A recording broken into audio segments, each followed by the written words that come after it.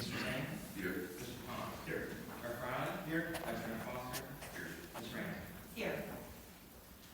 Thank you all for being here this morning. It is a little bit warm in the room, and we're hoping that the air conditioning catches up. We have a presentation this morning. Mr. Trickett, if you want to move along.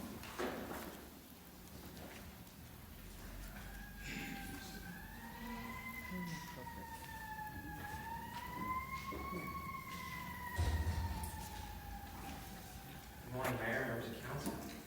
This morning I thought we would just walk through a very simple presentation, at least it's designed to be, on the policies and funding mechanisms of TDA.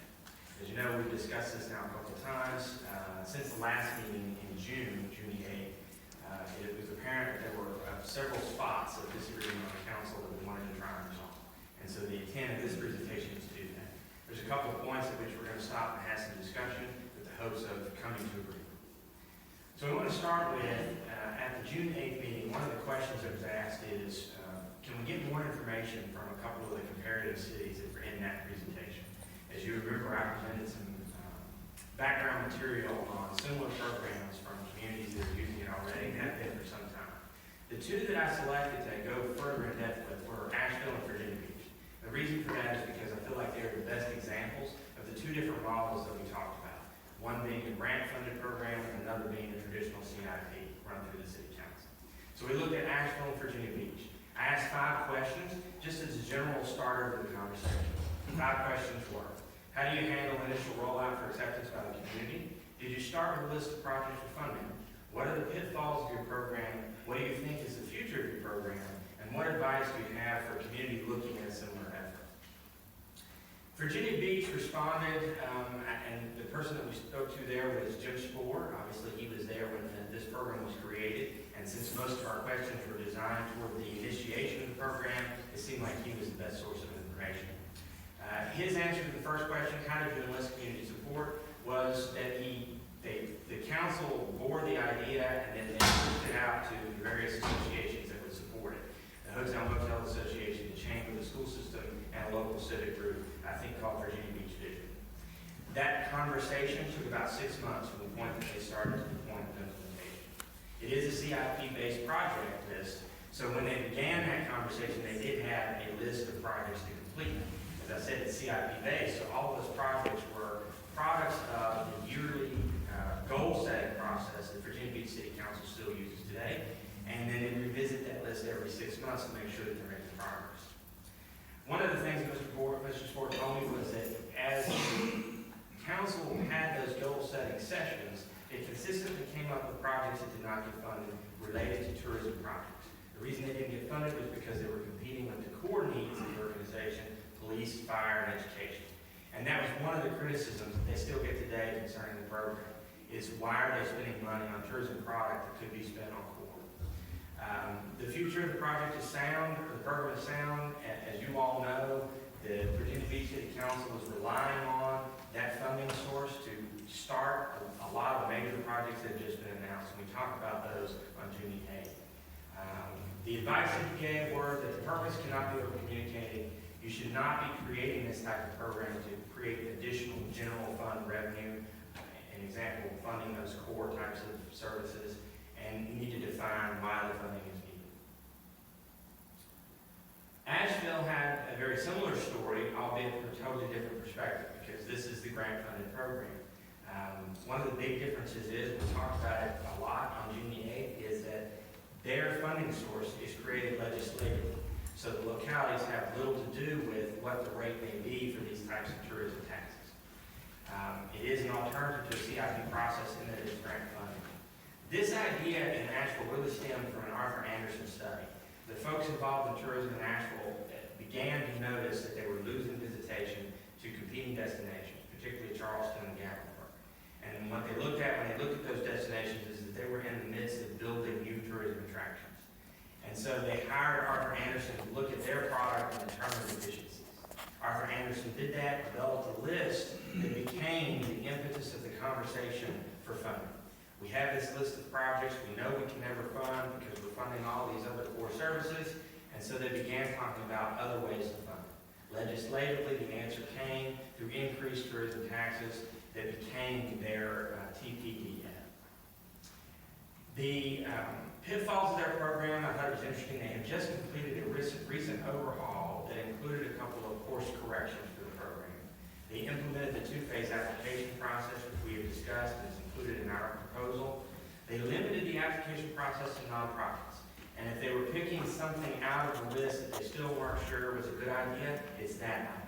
They just don't have enough time to know whether or not that restriction is a good thing for the program. They clarified the selection criteria, instituted a briefing of applicants, both approved and denied. They said that it was important that the applicants who were approved understand why they were approved, so that they knew to focus on that as they began carrying forward their project. And the next thing was the future of the program. They have just changed and created a major works pathway within this funding source. And the purpose of that is to allow for larger scope projects that might be multi-year funding efforts. The design is to help implement projects that are private-public partnerships with the government agencies of the region. And those projects tend to be much more complex and much more lengthy in scope. The advice they gave, I thought, was very appropriate. Have strong guidelines and criteria. Use a media plan. Think about how funding decisions might impact the ability of the project to raise other funds. That's something that I had not thought of personally. The conversation was that if the review committee, the city council reviews a project and you're the first entity to review that project and it gets denied, whatever the rationale might be, it could affect their ability to raise funds from other sources if that denial decision is on record and documented. And then lastly, require a formal recognition of the program. One of the things that they highlighted consistently during our conversation is that initially they focused heavily on when a project was completed using the funding source, it had to, in some permanent way, recognize the contribution of the fund. And they've gotten away from that. And that's one of the criticisms the staff had now is that people have lost sight of the benefits that the program has provided to the community because they're not getting that consistent return on remembering what was done to kick it off. Mr. Chairman, with the concept about might impact the ability of the project to raise other funds. In other words, if something came before their legislative body or the recommending group, and it was denied, then that might limit their ability to get a bank loan? That was what they said, yes. I think that would be particularly true with a local bank effort. And I think the example would be that if the committee, the TPDF, is very similar to the design of our TDA proposal, in that the requirements for getting the grant are very similar to the same requirements that you might get from a local bank. When I used to do economic development, one of the first things that I would tell an applicant is, number one, do not consider this a grant. You need to consider the city or the agency that's giving you the money a partner in your investment. And you need to approach us as you would any other bank. And that meant a full business plan with a 5-year pro forma. So we're reviewing the same thing that the bank would. And so I think the rationale, at least naturally, is if several groups of 7 people have reviewed this application with the same material and determined that it's an unsafe or risky investment for whatever the reason, then the bank is going to look at it that much harder. Thank you.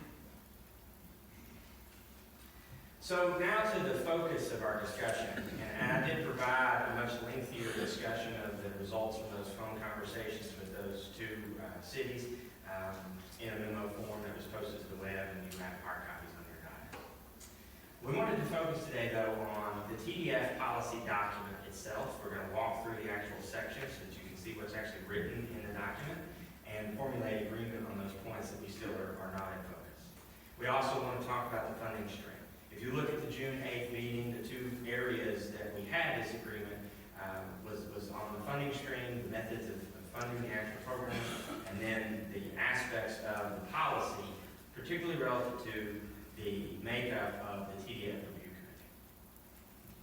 So we'll start with the purpose. I think we've talked about this consistently. I don't feel like there's any disagreement in the purpose of the fund, but this is right out of the policy document that you have before you today. The purpose of the Tourism Development Fund is to increase patronage of restaurants, attractions, hotels, and events in the city of Williamsburg through financial assistance and reinvestment in tourism products, placemaking projects, special events, public-private partnerships, and destination marketing. And I think that everyone that we've heard from, including most of the members of the public, has said that there is a need in this area. The The next item in the document are the types of expenditures allowed. This is a fairly broad scope of things that are allowed to be funded. But this outlines where the money can go from the TDF committee and through the city council's review. Particularly placement-making projects, development or expansion of existing infrastructure, new marketing, support for EDA programs, and administrative costs. Examples of eligible projects. This is very similar to what's called a Euclidean zoning type approach, where you would list the types of uses that are allowed in any zoning category, and the idea being if it's not included in the list, then it's not allowed. The one catch-all here is that in number 13, you have other projects that meet the eligibility criteria, which provides a great deal of flexibility to the committee that's recommending to the city council and to the city council itself as you approve projects. And the need for that flexibility is because somebody might come up with a project that hadn't been considered when this list was created. Absolutely. And that happens very frequently in zoning, which is why we have special exceptions and special use process. So the purpose of the TDF committee really is to review these applications and provide a good recommendation to the city council, the city manager, and the planning commission. One of the things that we're going to talk about in a few minutes is process, and this is all designed around the budgetary scope. And so we want it to flow in a very similar pattern. So these recommendations to the city council help inform your decision. Before I move on, let's focus on that last sentence. Recommendations will be based on consistency and impact of the project and the purpose of the TDF. So again, tying back to that purpose statement, how consistent is your project proposal with the design of the TDF? Appointment, we've talked about, the city council will appoint these members. They will serve 2 year terms, and they can serve 3 consecutive terms, so a person can have a total of 6 years on the TDF review committee. Of course, they serve at the pleasure of the city council, can be removed at any time. So the committee composition, this is one of those areas where we still need direction as a staff. This is the staff recommendation. It's based on best practices observed from the other localities that operate a similar process. And it's designed to implement the program with expertise on the panel. The first position is to prepare food or beverage industry representative. The second, tourism, attractions, and venues. The third is hotel and motel. Fourth would be destination marketing organization representative, so our chamber organization, the Tourism Alliance. Finance and banking industry representative. A strategic partner representative that could either be Glenn Winsford or College of Mary. And then an at-large business or cultural humanity representative. This is your program, so it could be whatever you feel is appropriate to give you the recommendation that you need. So we can pause here if you'd like and discuss that composition, or we can finish the presentation and come back to this side. My only thought about declining these positions is perhaps we'll run out of candidates. Are there candidates that want to serve that maybe not fit in a particular category that's available in the future? So I would just be cautious about defining these so specifically. It's one of the challenges we have with the ARB, where we have some specific skill sets that we're looking for, and then oftentimes it's hard to find people with those qualifications. Hey Drew, one quick question. For staff's recommendation right now, with the review committee, is it supposed to be based on the vote for projects, or how has staff envisioned what role the review selection committee will play? They would review the projects with staff support and then provide a recommendation on funding to the council. So is that through a vote, or is that through? I mean, you get all the comments in the conversation. Okay. But yeah, there would be you would have a vote, if you will, so that there's an understanding by council the strength of support. Just like the planning commission. Commission recommendation. It would function like any other recommending body. Okay. So I have concern the difference between 5 and 7. I think this is going to be an intense working group. I think 5 is the right number. 7 may be too large. I think we can have a diverse committee based on that. It's kind of my current opinion. And I think in conversation with different individuals in the community, it's felt that there are good people who would be able to provide valuable input without necessarily fitting into one of the categories as well, based on past experience, jobs that they're in that may even take them out of the city. And then I think the chamber has run into issues before where certain institutions wear many hats. A hat can, well, an institution can be food and beverage, lodging, attraction, all at one time. So, how do they fill it, how do they fill in those seats depending on what that person does in an institution? So, I understand the logic in having these defined seats, but at the same time, I think I'm confident in council's ability to put together a five-person group that's representative of the city without designated seats. You know, and kind of like our approach to boards and commissions, I think that there's always an effort to look at the makeup of the board at any given time to make sure that when we look at applicants, we often, after an interview, try to determine how they fit into the group and make sure that there's a balance of business or residential or education. So we try to figure out how that person may fit in and contribute to the discussions at that board. So, you know, if it's, so looking at this, maybe part of the policy is to look for people that fit in to all of these categories. But, I'm going to say that again, to any one of these categories or multiple categories, and then how they can affect the group positively. So just maybe it's 5 seats, and we look for people that have, you know, hotel, dining, attractions, and education banking experience that can aid discussion in that committee versus having one hotel or one restaurant or one attraction. Well, and to that point, one thing that we've run into recently is when people leave town, they move for another job, or if a life experience causes them to have to take themselves off the board, then you set up a committee and it's all well and good, and someone says, well, I've got a job opportunity somewhere else, and then you're having to try to find someone to fit that specific slot as opposed to someone who might have a broader type of experience. 5, 7, maybe 5. You know, so I don't think it has to be a large group, honestly. I think if we have 5 or 7 people with the requisite experience that we're looking for, staff's input, the recommendation as it's laid out in the process, would then go to planning commission, which is a 7-member panel made up of citizens of all different qualifications. So there's yet another vetting process before it comes to council. So that's a whole lot of hands kind of on the baby, so to speak. So I don't see this as using Vice Mayor Foster's term, but kind of an intense group. So 5 to me would be a good number, and then collectively they would come to a consensus or a majority consensus.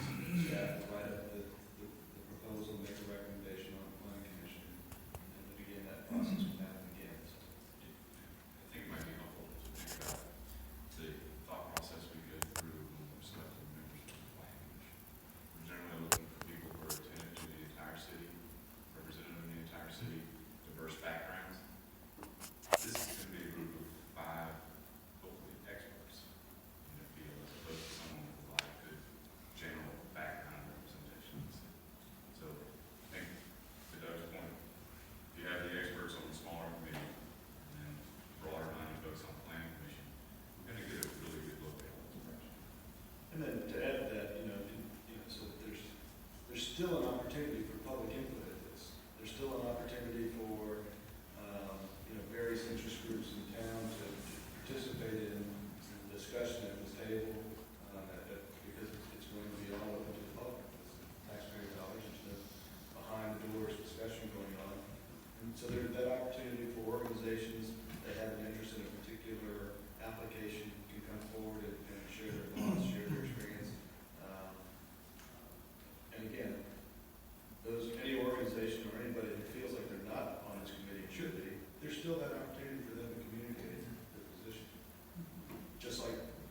received communications today. Yeah, the thing that gets me though is since this is so tourism based and investment based on tourism, the next generation of product, I think we're almost obligated to have some sort of representation from our DMO.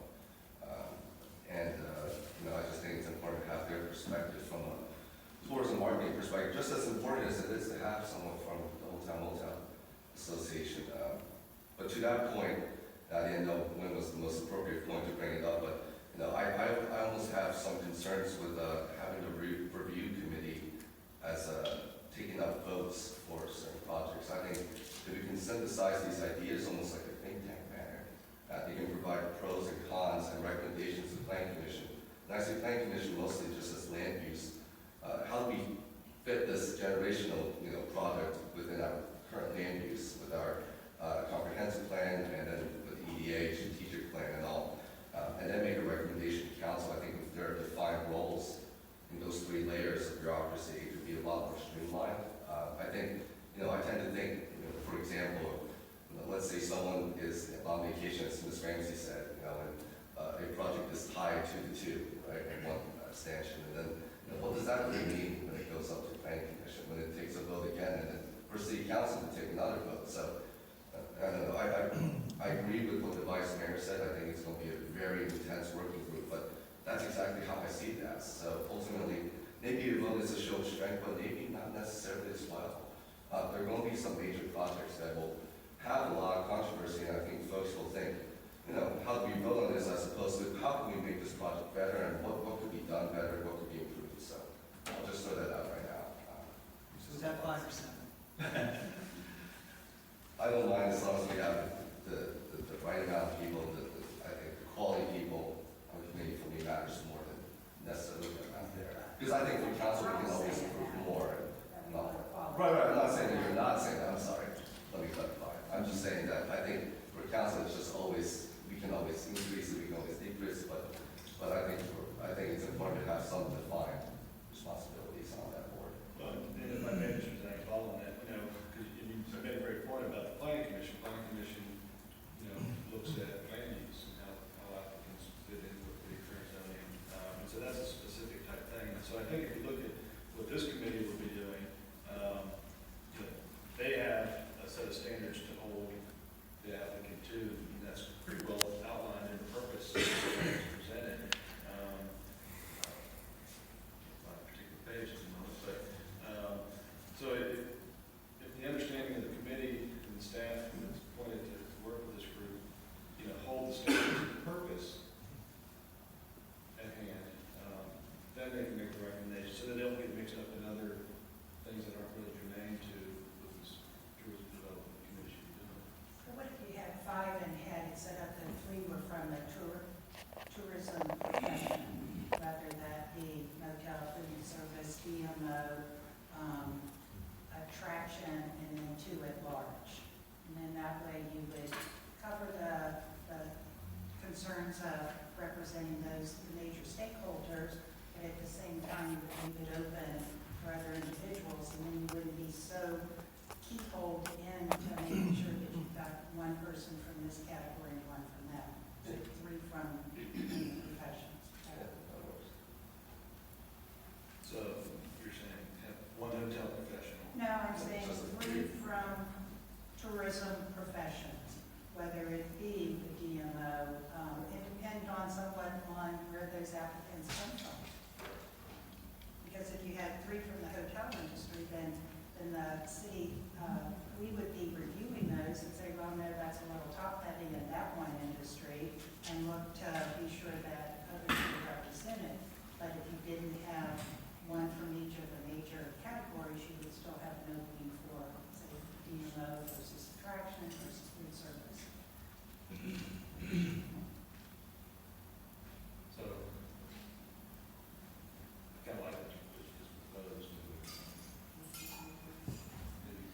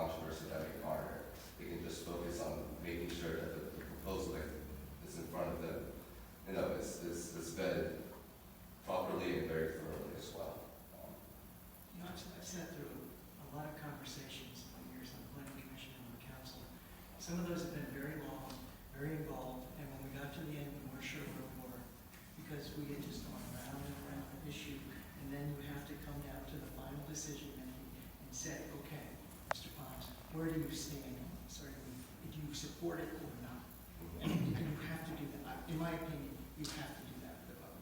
If you just record a conversation, at the end, what do you have but a very long conversation? If nobody's had to make a Speaking of which. statement. Okay, that's right.